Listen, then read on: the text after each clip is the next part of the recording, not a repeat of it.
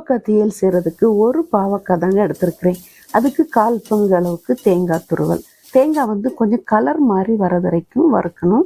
அதுக்கப்புறமா 1 ஸ்பூன் முழு மல்லி, 1/4 டீஸ்பூன் ஜீரகம், மஞ்சள் தூள், மிளகாய் தூள், மசாலாவோட பச்சை வாசனை போகிறது வரைக்கும் வறுத்து விட்டுட்டு 7-8 சின்ன உள்ளி, 4 பல் பூண்டு இதையும் சேர்த்தே நல்லா வதக்கி விடணும். அது கூட கொஞ்சம் கருவேப்பிலை சேர்த்த பிறகு அடுப்பு ஆஃப் பண்ணிட வேண்டியதுதான்.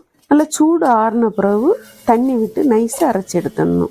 இனி மஞ்சட்டி சூடான உடனே தாளிக்கிறதுக்கு நல்லெண்ணெய் விட்டு கடுகு, வெந்தயம், உளுந்து இவ்வளவும் நல்லா பொரிஞ்ச பிறகு பொடிசா கட் பண்ண பாவக்காய், அது கூட கருவேப்பிலை சேர்த்து நம்ம வந்து பாவக்காய் ஃப்ரைக்கு எப்படி வதக்கி எடுப்போமோ அதே போல் நல்லா வதக்கி எடுக்கணும்.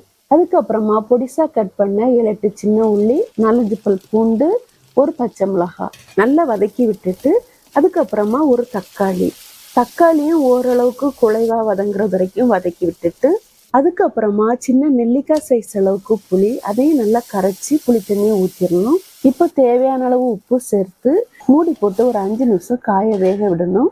காய் நல்லா வெந்துட்டு இப்போ அரைச்சிருக்கிற அரைப்பை சேர்க்கணும்.